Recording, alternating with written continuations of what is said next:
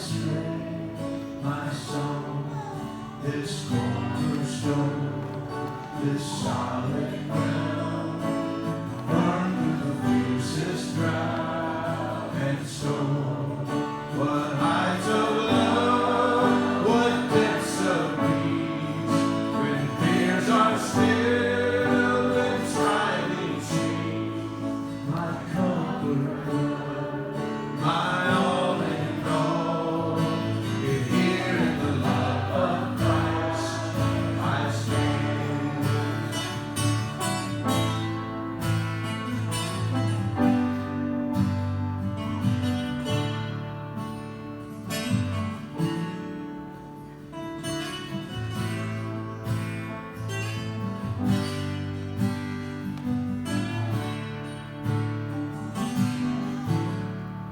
In Christ alone, who took on flesh, fullness of God in endless faith, this gift of love in righteousness, one of the ones He came to save, till on that cross where Jesus died, the wrath of God was satisfied.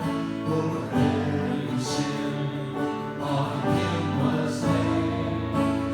Here in the depth of Christ I live.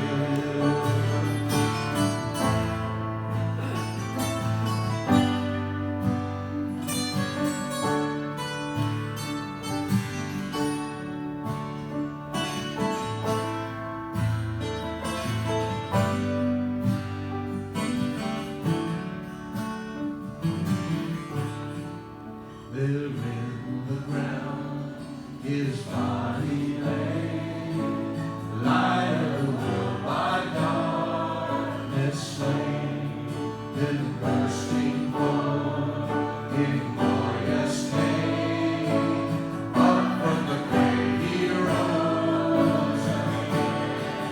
And as He stands in victory, since first has lost its grip on me, for I am His and He is mine, bought by the precious blood of Christ.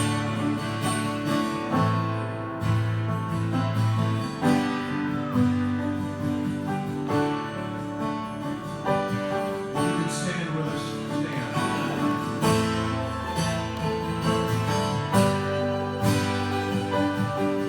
He's the answer the world is desperate to see.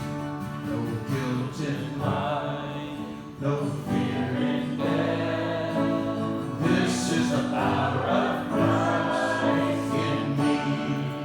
From life's first cry to final breath, Jesus commands my destiny. No power of hell, no scheme of man can ever pluck me from His hand till He returns or calls me home. Here in the power of Christ I stand. No power of hell, no scheme of man can ever pluck me from His hand till He returns or calls me home. Here in the power of Christ I stand.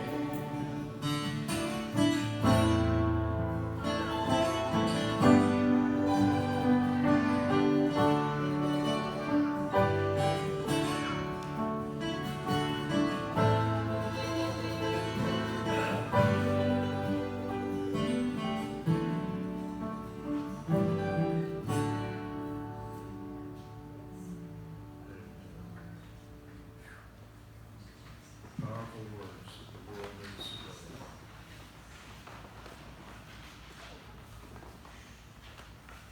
Boy, Zane sang this, introduced this song to us this morning, and me and Glenn never heard of it. Roy, thank you for showing up at the last minute. 10:25. 10:25. You sound like you practiced 2 hours with us, bud. But this song, Run to the Father, is just incredible. The words are just incredible. You know, the fear and the uncertainty of this time. That is what we've got to be doing, and that's what we've got to show the world that we've got to be doing. You cannot get on social media and debate people and change their minds. You're not going to do it. You can't, none of the answers that they are proposing, both sides are going to work. What's going to work is running to the Father. Because the only way to change bad people and bad hearts is through Christ. He's got to change it. Otherwise, it's futile. That's the only thing that can change hearts, is the love of Christ.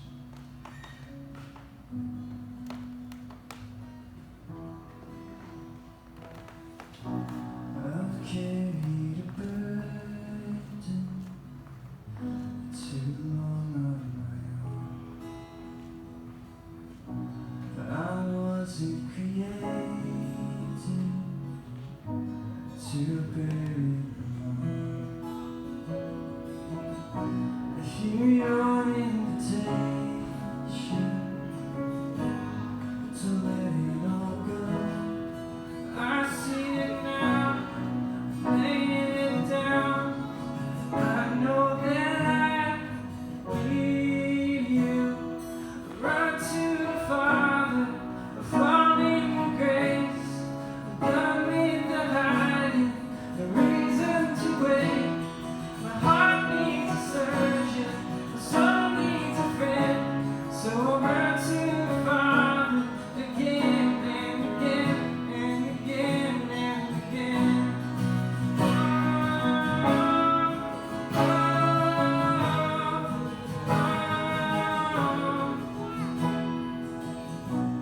You saw my condition, and from the sun. Your son for redemption, the cross for my heart. I don't have confidence for this kind of love. I don't understand, I can't comprehend. All I know is I need you.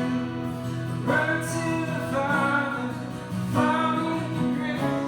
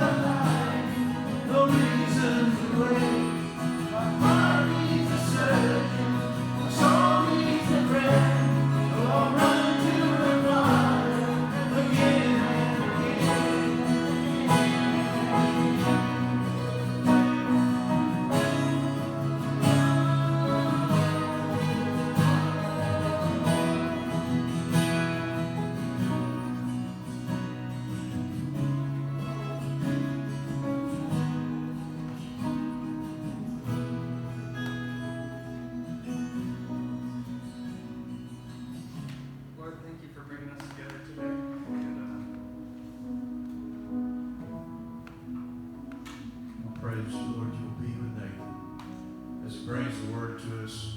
Help us learn to run to the Father. In Jesus' name.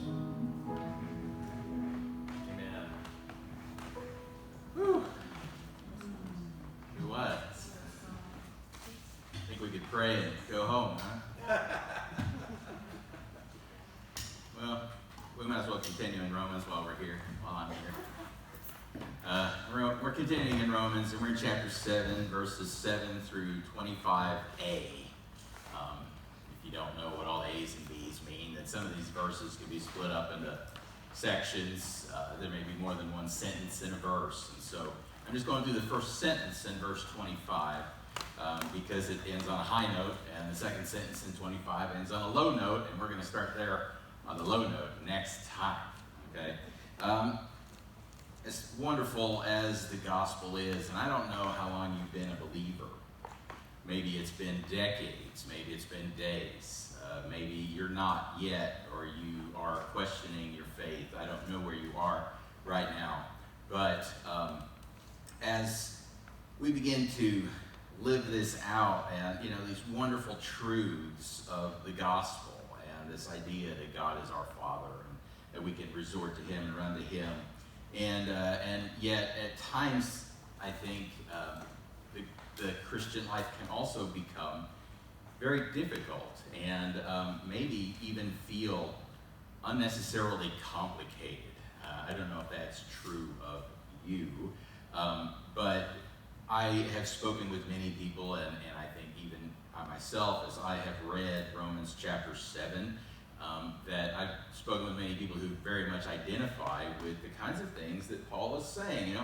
Paul isn't just like, man, he's not a salesman. He's like, take this Jesus thing. He's amazing. It's going to be great. All your problems are going to be over. That's what a salesman says. But Paul is an apostle, and he's a proclaimer of the gospel, and he is a very real person. And so he says things like this. He says, I do not understand what I do. For what I want to do, I do not do.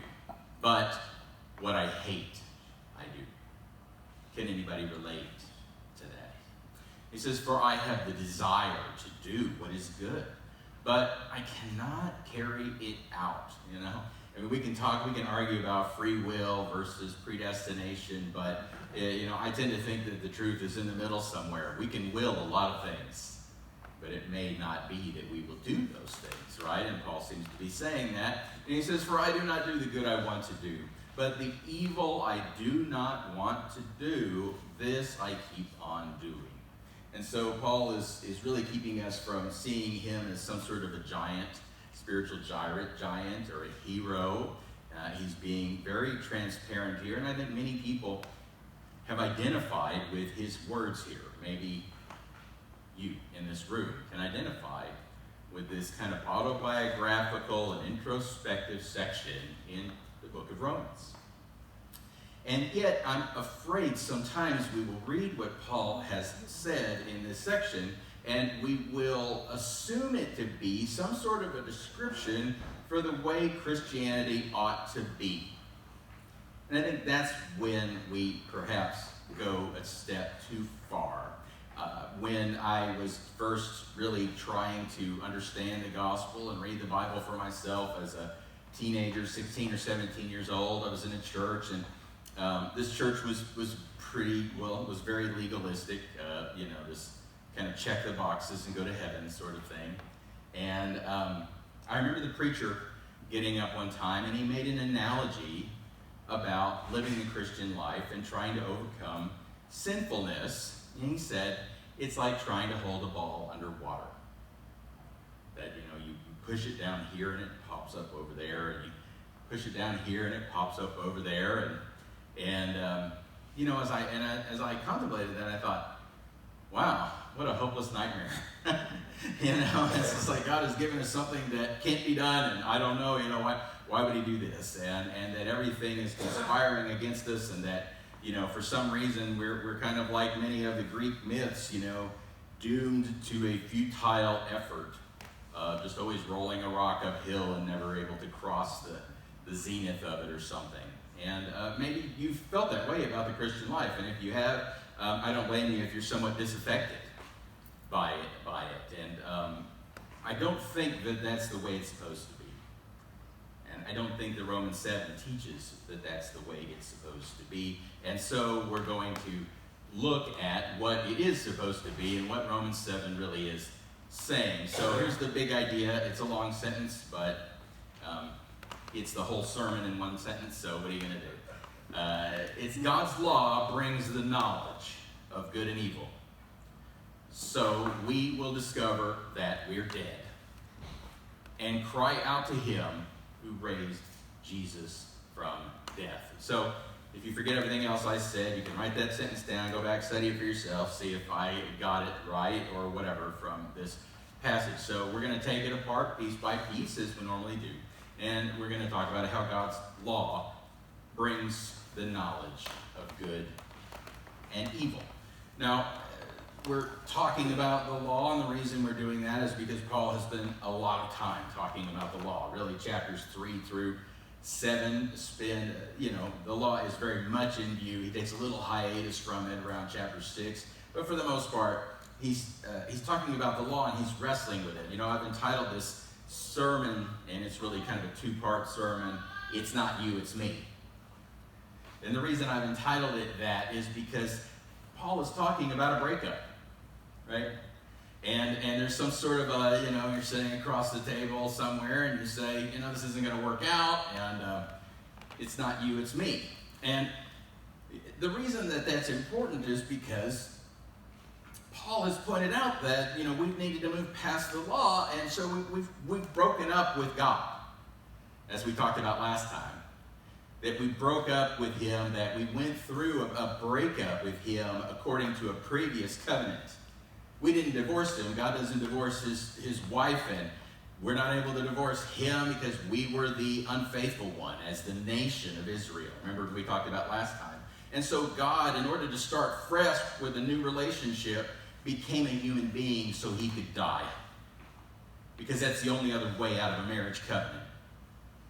That we see the massive weight of that God would become a human so he could die, so that he could set us free from a marriage covenant that we violated and we adulterated, so that we as his people could start as in wearing white, as a blushing bride, the one he deserves. That we see the power and the impact of that, what he's done. But Paul starts to struggle with that. He's saying, but it's not that the covenant was wrong. It's not that God gave us a bad or faulty covenant or law. So, in Romans 7:7, he says, what shall we say then? That the law is sin? Because it didn't work and because we were sinners under it? This by no means. Yet, if it had not been for the law, I would not have known sin, for I would not have known what it is to covet if the law had not said, you shall not covet. Back in verse 5, he had said, while we were living in the flesh, our sinful passions aroused by the law were at work in our members to bear fruit for death. And so he's mentioned that the law has somehow enabled sin to have power over us. Okay? And then he has to respond to what might be the question in the minds of his readers. Does that mean that the law is sinful? And he says no. That the law revealed what sin is. I came to Christ as a teenager. Started reading the book of Matthew as a teenager. I'll never forget that moment where Jesus said, if you look on a woman to lust after her, you've committed adultery with her. I was like, boom, I was like, wait, this is wrong? What am I going to do, the other 23 hours of the day, now that I can't, I'm serious, this is the teenage guy. Yep. And you're like, all of a sudden, there's a whole new Paul that comes over existence, right? And he says, but is that a bad thing? That he pointed out that objectifying people and exploiting them, at least even in our minds, is against God's will. Is that a bad thing? To desire what isn't ours to have. Is that a bad thing to call that out? Well, no, of course not. And he says, look, it told me that I shouldn't do that. But that's not the end of the story. In Romans chapter 7, verse 8, he says, but sin, seizing the opportunity afforded by the commandment, produced in me every kind of coveting, for apart from the law, sin was dead. So here's the irony is that as soon as I knew that that was wrong, and I'm like, slap, right? Slap. My face is getting pretty red. There's been I've taken a lot of hits, because the more I tried to avoid it, it seemed that the more hold it had on me. Can you relate? Can I get a witness? Right? And he says that sin took an occasion with that. That was benign information, but somehow sin took it and turned it evil.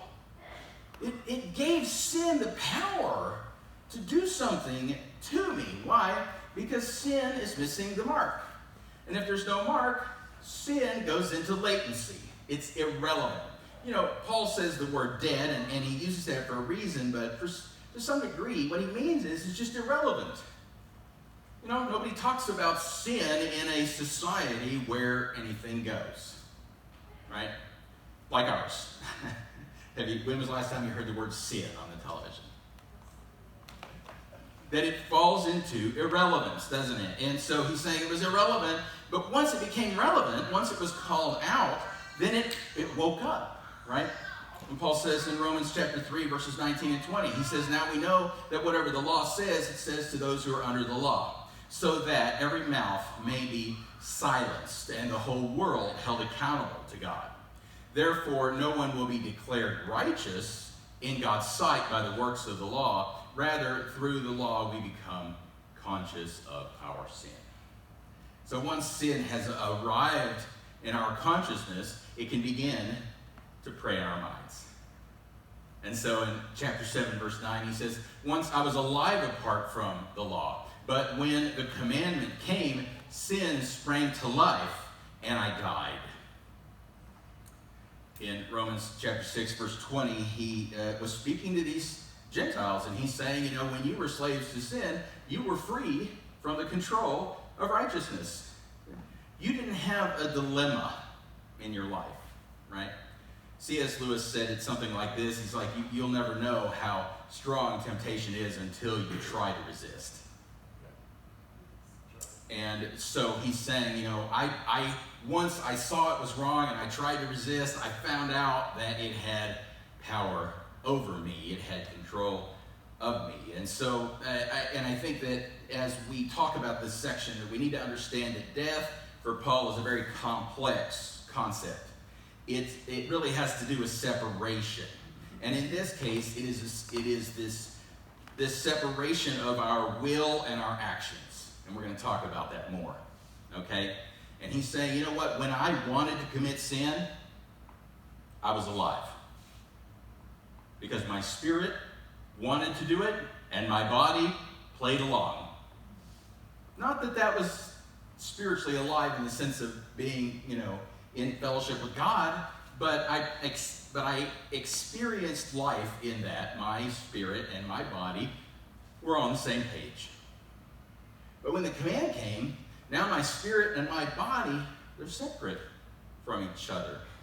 And so how was it that the law did that? Why would God do that to us with the law? In Romans chapter 7, verse 10, he says, the very commandment that promised life proved death to me. See, God didn't give us the law to, destroy us, but the law made this promise. It said in Leviticus 18, 4-5, he says, you shall follow my rules and keep my statutes and walk in them. I am the Lord your God. You shall therefore keep my statutes and rules. If a person does them, he shall live by them. I am the Lord. And so a promise was made, but it was a promise conditional on performance, right? And Paul says, I found that to be unto death.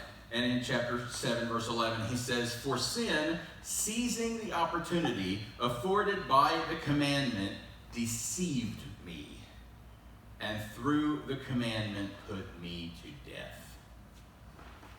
Now, does that deceived me look familiar? How about Genesis chapter 3, verse 13? The Lord said to the woman, "What is this you have done?" The woman said, "The serpent deceived me, and I ate."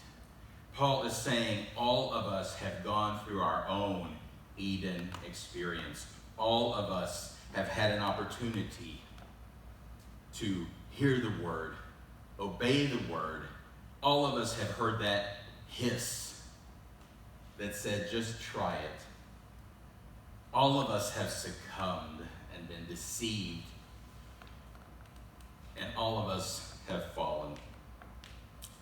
So what did this serpent say? How did he deceive Eve? In Genesis chapter 3, verse 4, he says, "You will not certainly die." This serpent said to the woman, "For God knows that when you eat from it, your eyes will be opened, and you will be like God, knowing good and evil." Was anything that he said there false except for "you will not die"? Everything else was true, right? Now, I want to make a point here that the tree of the knowledge of good and evil was not itself a bad thing. Can we agree on that? Genesis chapter 1, verse 31, God saw that all that he had made, and it was very good. And there was evening and there was morning, the sixth day.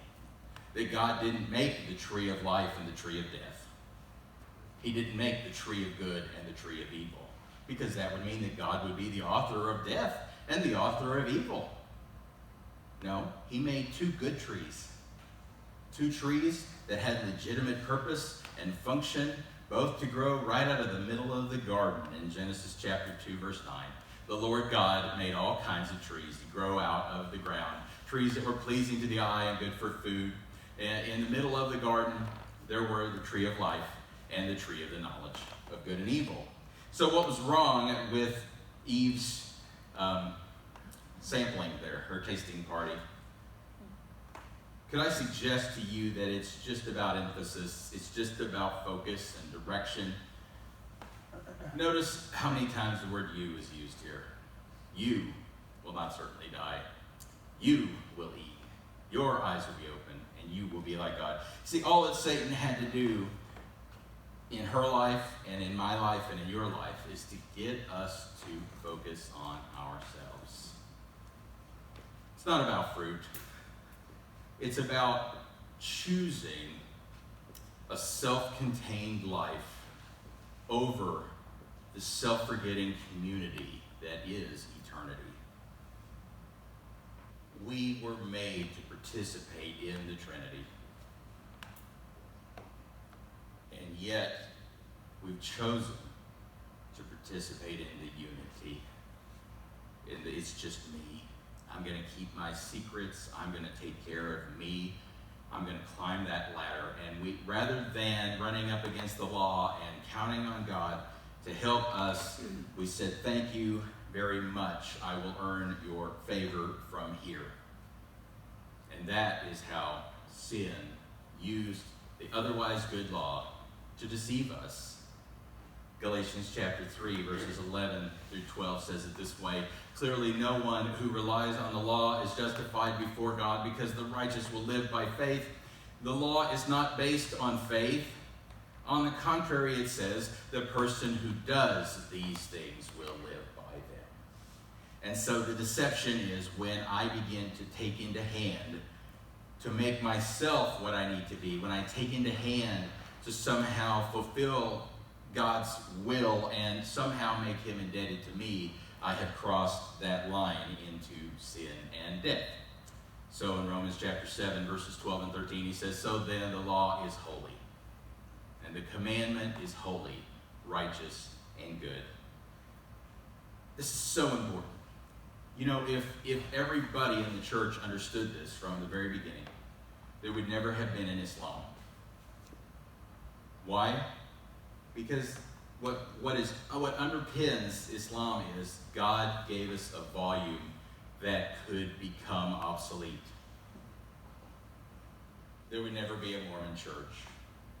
See, if we believe that God could give us a covenant or a volume that could later become obsolete, then why not release an edition every 500 years, right? Which is what they're trying to do, have tried to do.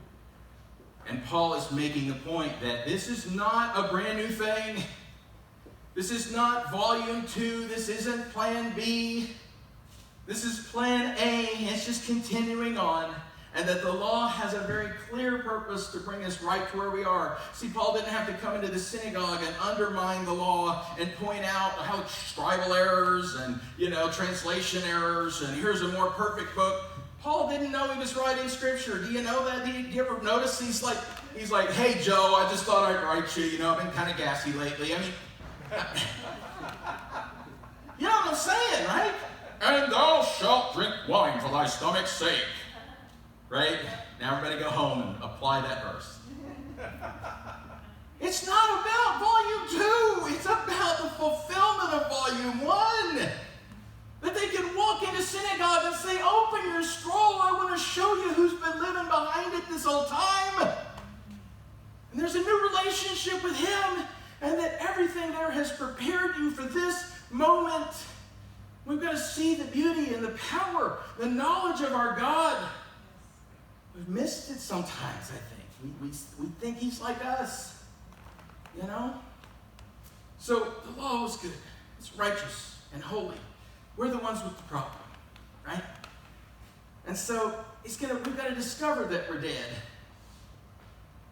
Reading on in Romans chapter 7, verse 14, he says, for we know that the law is spiritual, but I am of the flesh. I am carnal, sold under sin. Now, I've used the ESV here. The NIV still translates. They've lost it in most of the places. They still translate it as sinful nature or whatever. And maybe you like that, maybe you don't. I think it's important for us to retain the word flesh because of what Paul is going to do later when we get to chapter 8. We have to understand the reason that the NIV uses sinful nature instead of flesh is because they're afraid that people are going to be like, ooh, bad, And think that, well, God made something bad. We just said he didn't, right? Jesus came and became flesh. Do you think Jesus' flesh was bad? It wasn't. See, he's made the point that all flesh, except for Christ's, is infected with sin. And when everybody's flesh is sinful flesh, we just call it flesh. Do we get that? Back in Romans chapter 5, verses 12 through 14, it says, therefore, just as sin entered the world through one man, and death through sin, and in this way death came to all people. How are you and I related to Adam? In the flesh. And he says, because all sin, to be sure, sin was in the world before the law was given, but sin is not charged against anyone's account where there is no law. Nevertheless, death reigned from the time of Adam to the time of Moses. I want us to be clear. Paul is not saying I was spiritually alive before the law came. He was saying I didn't experience death. Everybody, he says everybody from the time of Adam to Moses was dead in the sense that they had no connection with God, that they didn't have that union. He says even over those who did not sin by breaking the command as Adam did, who is a pattern of the one who is to come. And so when I say that we might discover that we are dead, what Paul is saying is that I wasn't experiencing death because my spirit thought that sinning was okay. But once I saw what sin was, I began to experience death through sin. Reading on in Romans chapter 7, verses 15 through 20. This is what death looks like. Okay? This is what spiritual death looks and feels like. These are the symptoms of spiritual death. Right? You can have coronavirus and not know it. But you still got it. You're still spreading it. You can have spiritual death and not know it until someone tells you here are the symptoms. Now I want you to see if you recognize any of these symptoms. For I do not understand my own actions, for I do not do what I want, but the very thing I hate. Now, if I do not do what I want, I agree with the law that it is good. So now, it is no longer I who do it, but sin that dwells within me. For I know that nothing good dwells in me, that is in my flesh. That's the thing about death. It's not like you walk by a dead body and you say, well, at least there's a dead body here. Where there's a dead body, there's hope. It's like, we'd rather not have that. Could we do something with it? We try to dispose of those, A dead body is not 50% on its way to humanity. A dead body is a negative thing. Right? And he's saying, look, if you're dead, you're not like, well, at least I'm here, right? At least I show up to church. People aren't like, well, at least you're here. It's the same with the dead body, right? He says, nothing good is in my flesh. My flesh, I'm not like, well, at least I'm thinking about the right thing to do. Yeah, bully for you. For I do not understand my own actions, for I do not do what I want, but the very thing I hate. Now, if I do not do what I want, I agree with the law that it is good. So now it is no longer I who do it, but sin that dwells in me, for I know that nothing good dwells in me that is in my flesh. I think I just read that, didn't I? Okay, here we go again. For I have the desire to do what is good, what is right, but not the ability to carry it out. For I do not do the good I want, but the evil I do not want is what I keep doing. Now, if I do not do what I want, it is no longer I who do it, but sin that dwells in me. Does that look familiar? Please don't feel like I am trying to indict any of you. I experienced it as well, and I think Paul did too. All I'm saying is that it is not normal. It is not what we ought to be settled with or aspire to. That there's something else. There's something better. There's something more. Remember, we said that death is about separation. James said it this way: as the body without the spirit is dead, so faith without deeds is dead. And so if my spirit is over here and my body is over here, what do we call that? Death. Okay? It's like this meme. Everything's good, better with Sam Elliott. When you're dead, you don't know you're dead. All the pain is felt by the people around you. The same happens when you're stupid. The problem is that all of us are so stupid we're dead. Yeah. We're walking around dead and we don't know it. So many of us are. So many people. That the law was there to help us to see that, to show us, here's God's righteousness. Take a run at it. Right? So we will discover that we're dead. But it doesn't end there. So we'll also cry out to him who raised Jesus from the dead. Reading on in Romans 7:21-23, he says, so I find this law at work. Although I want to do good, evil is right there with me. I want us to stop right there. When we talk about law, we often think of something legislated, like the law of God. But Paul is speaking of two other laws that have a hold in my flesh.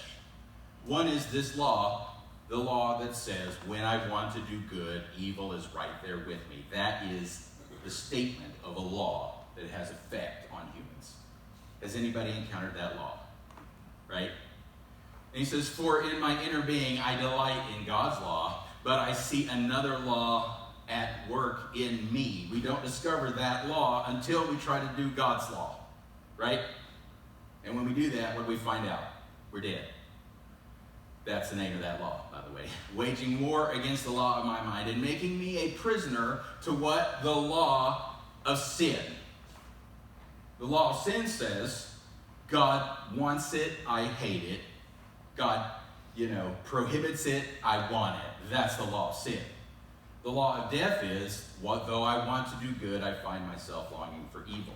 So when we are subject to the law of sin and the law of death, when the law of God comes in, it feeds the law of sin and it exacerbates the law of death. Do we get that? Do we see why we had to break up with God in the relationship we had through the law? Because of the fall, because of our brokenness. And so it's not you, it's me, we might say to God. I'm a prisoner of the law, I have sin at work within me. We are in a world full of self-help.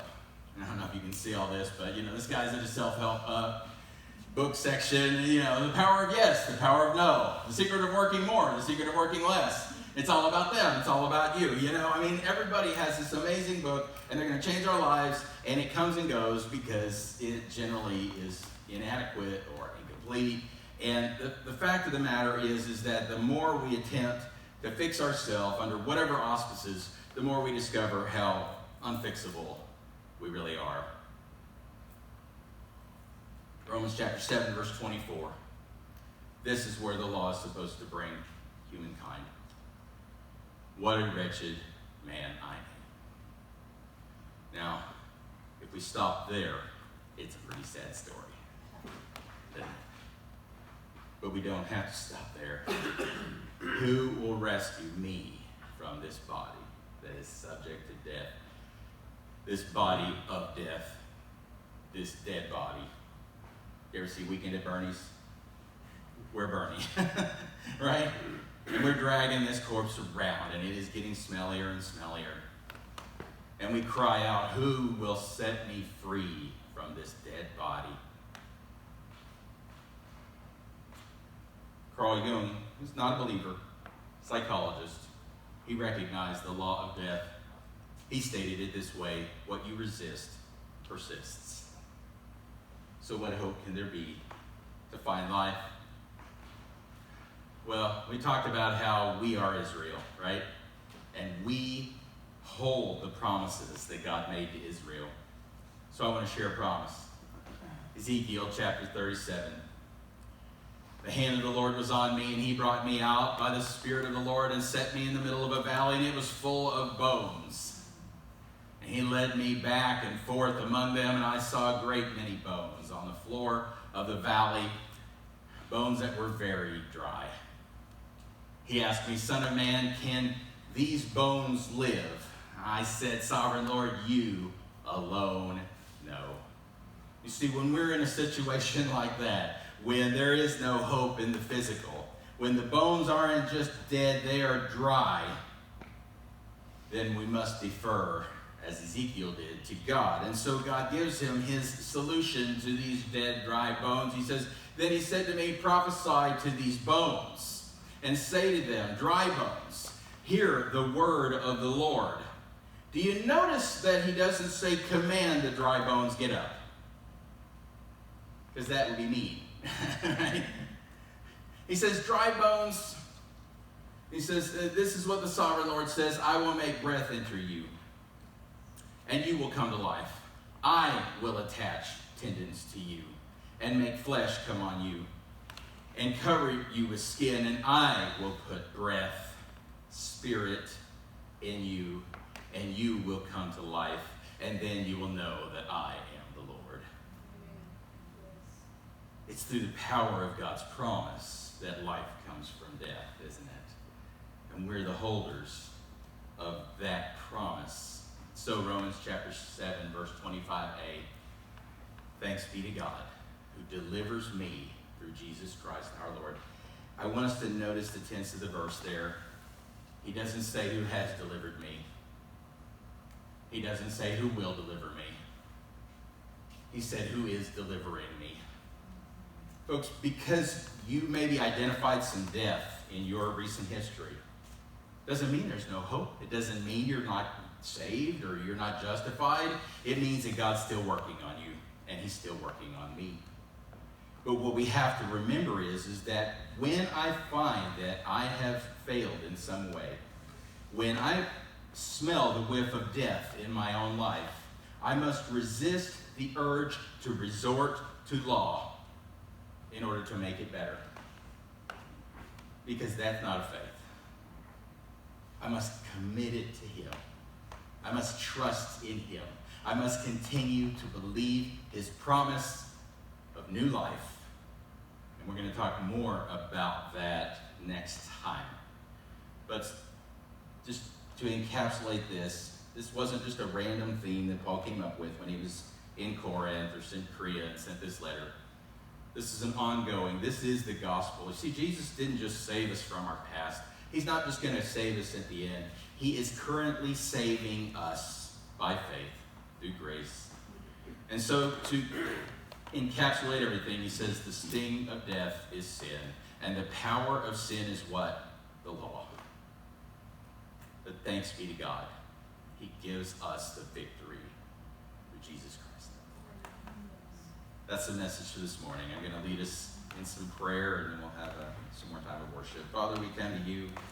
We thank you for the good news, and I pray that it would be good news to our hearts today, that we would go forth from here rejoicing in you, trusting in your goodness, Lord, that we would never see your call in our life as a burden or anything but just a joyful blessing, Lord. I pray that we would be contagious in the right way, Lord, that people would come and they would become infected with you because you are giving us life. And we thank you for that. In Jesus' name. Due to current circumstances, offering is in the back. So just if you'd like to donate to offerings, in the back next to the coffee, I believe.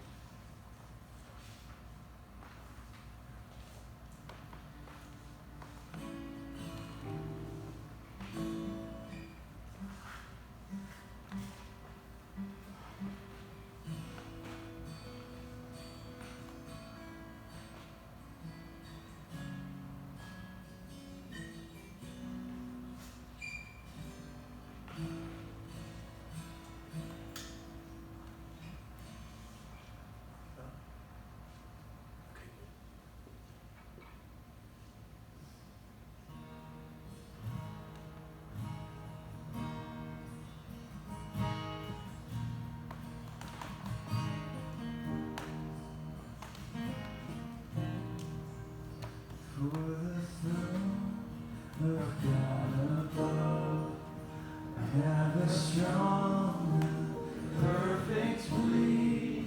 The great high priest whose name is love, whoever lives in peace for me. My name is graven on his hand. My name is written on his heart. I know that love in heaven he stands. No tongue can bid me his deep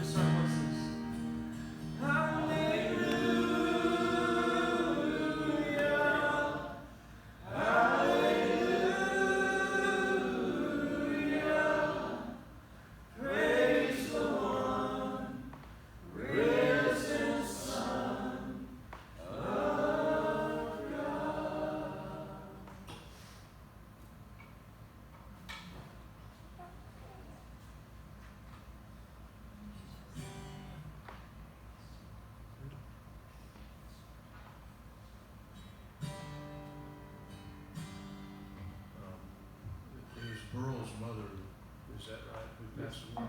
Paula's mother. Paula's mother. All right, we're dedicating this song to her, and she has done this, and she's in a much better spot than us. So.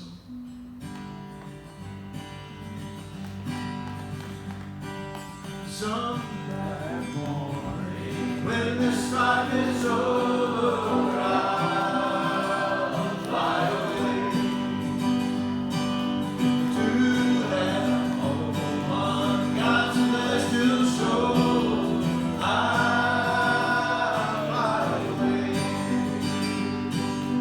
I'll fly away, oh glory.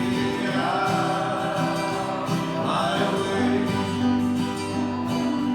When I die, hallelujah, by and by, I'll fly away. When the shadows of this life have gone, I'll fly away. Like a bird from these prison walls has flown, I'll fly away. Well, I'll fly away, oh glory, I'll fly away. When I die, hallelujah, by and by, I'll fly away. We'll have glad and happy when we meet Secord. I'll fly away. I wrote the wrong word. No more iron shackle on my feet. I'll fly away. Well, I'll fly away, oh glory. I'll fly away. When I die, hallelujah, by and by, I'll fly away. Well, just a few more weary days and then I'll away to a land where joy shall never end.